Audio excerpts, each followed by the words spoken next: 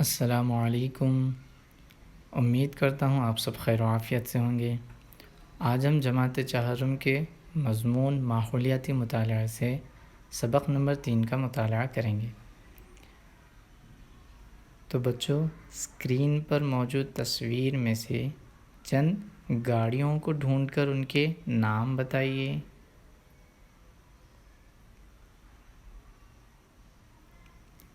کیا ہوا؟ گاڑیاں نظر نہیں آ رہی؟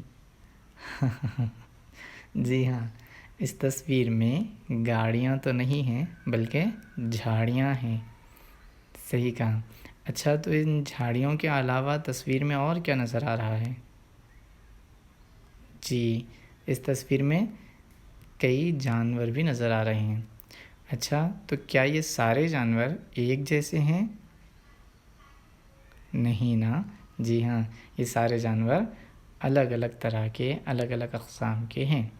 تو آج ہم جو سبق پڑھنے والے ہیں اس سبق کا عنوان ہے مختلف اقسام کے جانور، یعنی الگ الگ قسم کے جانور۔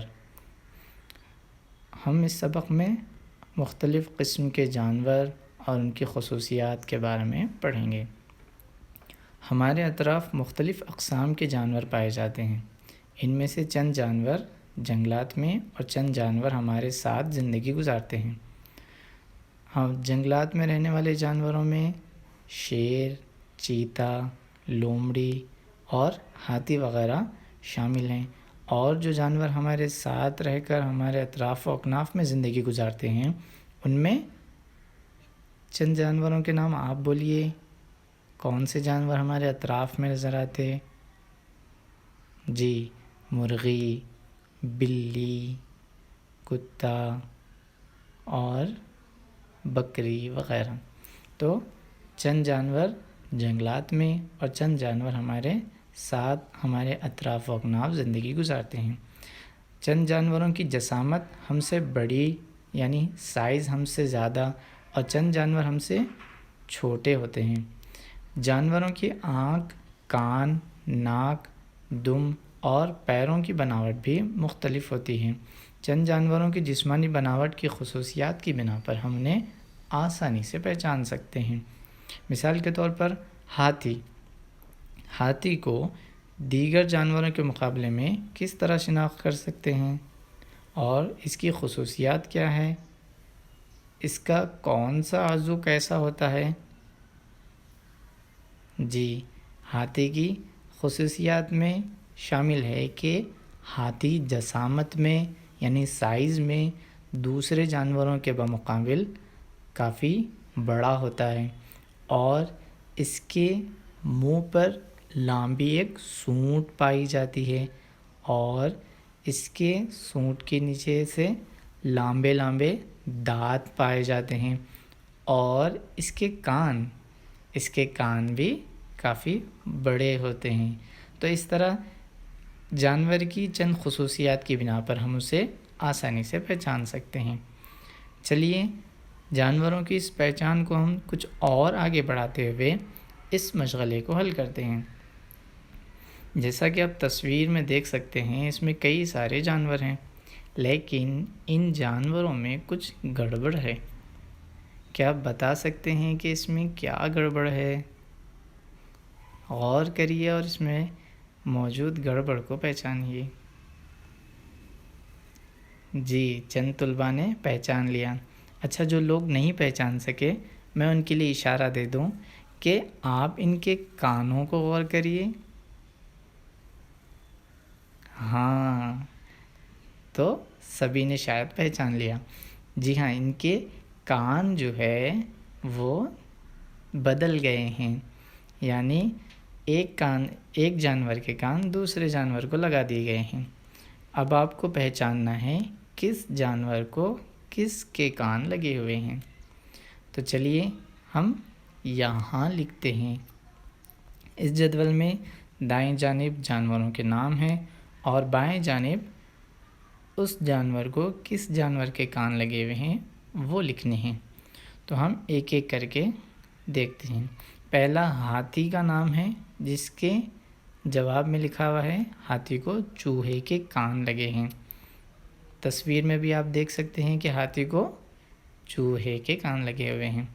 اسی طرح سے ہم کو دیگر جانوروں کے بھی کان کس جانور کے لگے ہوئے ہیں پہچاننا ہے۔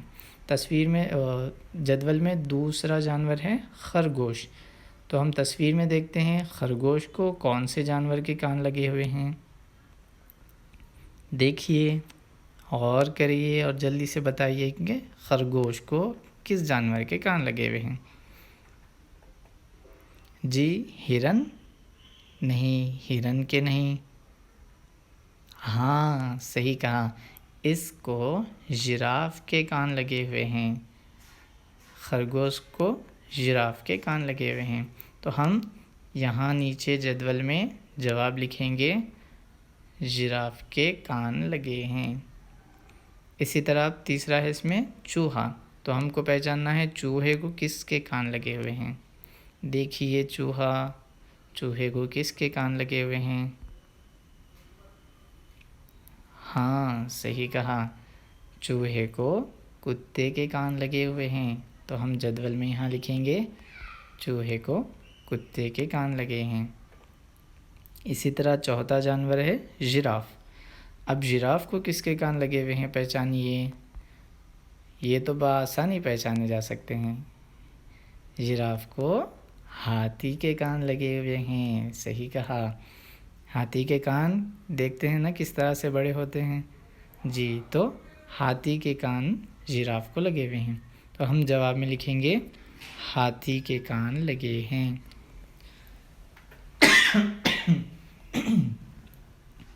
اسی طرح پانچواں جانور کتا، تو اب ہم کو دیکھنا ہے تصویر میں سے کتے کو کس کے کان لگے ہوئے ہیں۔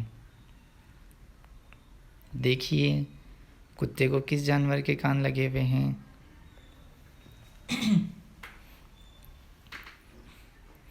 ہاں کتے کو خرگوش کے کان لگے ہوئے ہیں۔ خرگوش کے کان عموماً لمبے لمبے پائے جاتے ہیں، تو ہم یہاں لکھیں گے کتے کو خرگوش کے کان لگے ہیں۔ اسی طرح چھٹا جانور اس میں ہے بھینس۔ بھینس کو کس کے کان لگے ہوئے ہیں، تو چلیے تصویر میں دیکھتے ہیں بھینس کو کس کے کان ہیں۔ دیکھیے اور بتائیے بھینس کو کس کے کان لگے ہوئے ہیں۔ جی صحیح پہچانا، بھینس کو ہرن کے کان لگے ہوئے ہیں، تو آپ جواب میں لکھیں گے بھینس کو ہرن کے کان لگے ہیں۔ اب آخری جانور ہے ہرن۔ ہرن کو کس کے کان ہیں، دیکھیے تصویر میں اور بتائیے۔ جی ہرن کو بھینس کے کان لگے ہوئے ہیں، جواب میں آپ وہی لکھیں گے ہرن کو بھینس کے کان لگے ہیں۔ اس طرح سے ہم جانوروں کے اعضاء کو دیکھتے ہوئے ان کے اعضاء کی خصوصیت کی بنا پر بھی ہم ان کو بآسانی پہچان سکتے ہیں۔ اچھا چلیے اب ایک اور تصویر دیکھتے ہیں۔ اب اس تصویر میں مختلف اقسام کے جانور موجود ہیں، لیکن ان جانوروں میں چند جانوروں کے کان تو نظر آ رہے ہیں، لیکن اس میں ایسے بھی جانور ہیں جن کے کان آپ کو دیکھنے میں نظر نہیں آئیں گے۔ بتائیے اس میں کس کے کان آپ کو نظر نہیں آ رہے۔ جی پہلی تصویر میں ہی کوا ہے جس کے کان ہم کو نظر نہیں آتے۔ اسی طرح مرغی، مچھلی، مینڈک، چھپکلی، سانپ اور دیگر بھی جانور ایسے ہیں جن کے کان ہم کو بیرونی طور پر آسانی سے نظر نہیں آتے۔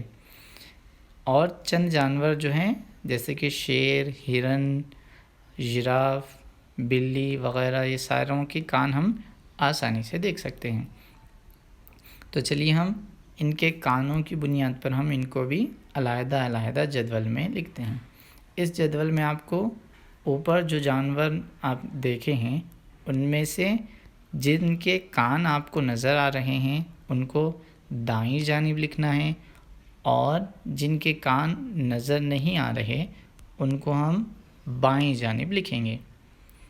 تو چلیے ایک ایک جانور دیکھتے ہیں اور اس کو ہم علیحدہ علیحدہ لکھتے ہیں۔ تو تصویر میں پہلا ہے کوا۔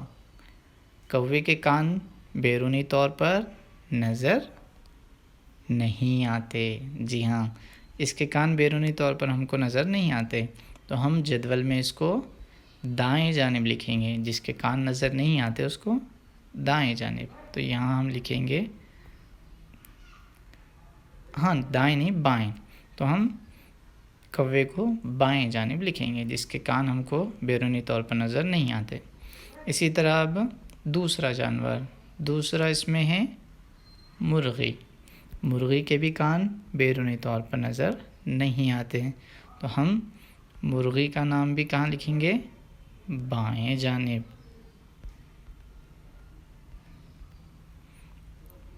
بائیں جانب۔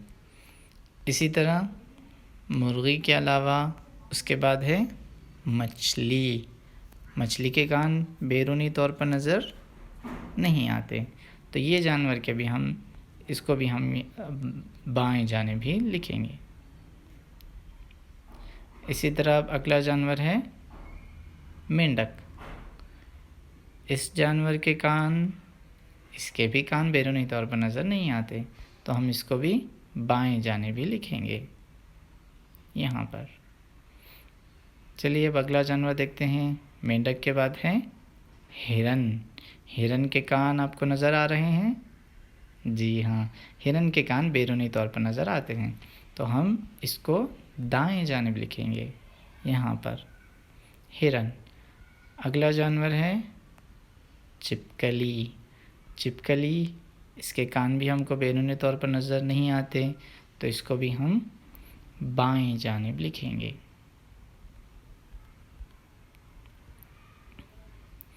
اس کے بعد ہے سانپ۔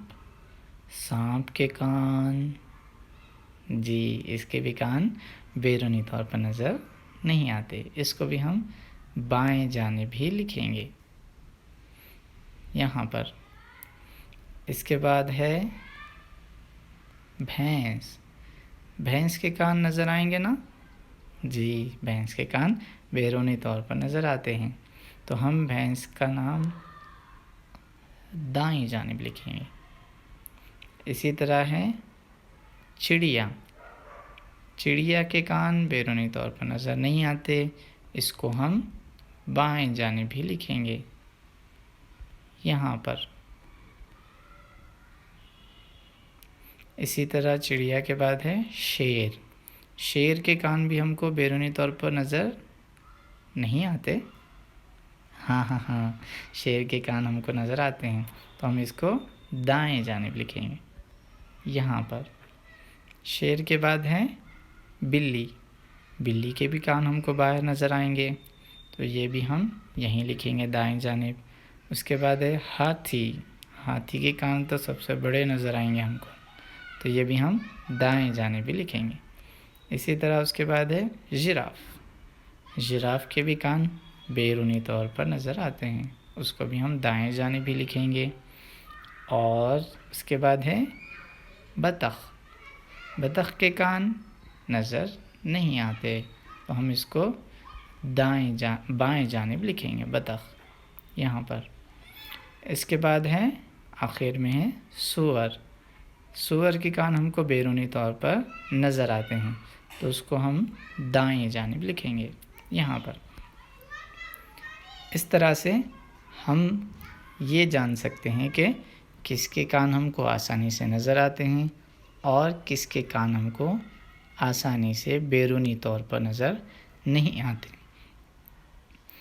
اچھا، تو یہ بتائیے کہ جس جانور کے ہم کو کان بیرونی طور پر نظر نہیں آ رہے، کیا وہ سن نہیں سکتے؟ کیا ان کو کوئی آواز سنائی نہیں دیتی؟ کیونکہ ہم عموماً کان کے ذریعے سے سنتے ہیں، اور جانور بھی اکثر کان کے ذریعے سے ہی سنتے ہیں، تو جس جانور کے کان بیرونی طور پر ہم کو نظر نہیں آ رہے، کیا ہم یہ مان سکتے ہیں کہ ان کے کان ہی نہیں ہیں اور کیا وہ سن ہی نہیں سکتے؟ آپ نے کبھی ایسا مشاہدہ کیا ہے کہ طوطا یا کوا یا مرغی کو کوئی آواز آئی ہو اور وہ ڈر کر یا سنبھل کر جگہ سے ہٹ گئی ہو؟ جی ہاں، آپ نے کئی بار مشاہدہ کیا ہوگا کہ یہ پرندے آواز کو سنتے بھی ہیں اور اس پر اپنا رد عمل بھی ظاہر کرتے ہیں۔ خاص کر طوطا انسانوں کی آواز سنتا بھی ہے اور اس کو اپنے منہ سے اس کی نقل بھی کرتا ہے۔ تو ہم یہ سیکھتے ہیں کہ جن جانوروں کے کان ہم کو بیرونی طور پر نظر نہیں آتے وہ سن سکتے ہیں۔ کس طرح سے؟ وہ اس طرح سے سن سکتے ہیں کہ جن جانوروں کے کان ہم کو آسانی سے نظر نہیں آتے وہ ان کے کان موجود ہوتے ہیں اور ان کے کان بالکل چھوٹے چھوٹے سوراخوں کی طرح پر ان کے گردن پر موجود ہوتے ہیں۔ پرندوں کے کان بیرونی طور پر نظر نہیں آتے اور پرندوں کے سر کے دونوں جانب 2 سوراخ ہوتے ہیں۔ عام طور پر یہ سوراخ پروں سے ڈھکے ہوتے ہیں اور سننے میں مدد دیتے ہیں۔ پرندوں یعنی طوطے، چڑیا، کوا، چیل اور عموماً عام سبھی پرندوں کے سر کے دونوں جانب 2 سوراخ پائے جاتے ہیں جس کے ذریعے سے وہ سنتے ہیں، جو ان کے کان ہوتے ہیں، جو ہمیں عام طور پر نظر نہیں آتے کیونکہ وہ ان کے پروں سے ڈھکے ہوئے ہوتے ہیں۔ اگر آپ چھپکلی کا مشاہدہ کریں تو اس کے سر پر 2 سوراخ پائے جاتے ہیں۔ چھپکلی کے سر کے دونوں جانب 2 سوراخ پائے جاتے ہیں جو اس کے کان ہوتے ہیں اور وہ اسی کی مدد سے سنتی ہیں۔ اسی طرح مگرمچھ کے سر پر آنکھوں کی پچھلی جانب 2 سوراخ پائے جاتے ہیں جس کی مدد سے وہ آوازوں کو سنتا ہے اور وہی اس کے کان ہوتے ہیں۔ اس طرح سے ہم نے جانوروں کی ایک قسم ایسی دیکھی جس کے کان بیرونی طور پر تو نظر نہیں آتے لیکن وہ پروں کے پیچھے یا بالکل چھوٹے سوراخوں کی شکل میں ہوتے ہیں جس کے ذریعے سے وہ آوازوں کو سنتے ہیں۔ جانوروں کی ایک قسم ایسی بھی ہے جن کے کان نہ تو بیرونی طور پر ہوتے ہیں نہ ہی اندرونی طور پر، مطلب یہ کہ ان کے کان ہی نہیں پائے جاتے اور نہ ہی وہ آوازوں کو سن سکتے ہیں، جیسے کہ سانپ ایک ایسا جانور ہے جو آواز کو نہیں سن سکتا کیونکہ اس کے کان نہیں پائے جاتے، لیکن وہ آواز کو محسوس کر سکتا ہے۔ سانپ کی جو جلد ہوتی ہے وہ آواز کے ٹکرانے پر ارتعاش کرتی ہے، یعنی ہلتی ہے، حرکت کرتی ہے۔ اس ارتعاش کی مدد سے سانپ کو آواز کا احساس ہوتا ہے اور وہ اس حساب سے رد عمل ظاہر کرتا ہے۔ اس طرح سے ہم نے جانوروں کے 3 اقسام دیکھے۔ پہلی قسم ایسے جانوروں کی جن کے کان بیرونی طور پر نظر آتے ہیں اور وہ ان کے ذریعے سے آوازوں کو سنتے ہیں۔ دوسری قسم ایسے جانوروں کی جن کے کان بیرونی طور پر تو نظر نہیں آتے بلکہ وہ پروں کے نیچے یا بالکل چھوٹے سوراخوں کی شکل میں ہوتے ہیں اور وہ ان کی مدد سے سنتے ہیں۔ تیسری قسم ایسے جانوروں کی جن کے کان بالکل ہی نہیں پائے جاتے اور وہ آوازوں کو نہیں سن سکتے بلکہ وہ آواز کو محسوس کرتے ہیں۔ تو اس طرح سے ہم نے جانوروں کی 3 اقسام کا مشاہدہ کیا۔ اگلی کلاس میں ہم جانوروں کی کچھ اور خصوصیات کے بارے میں جانیں گے۔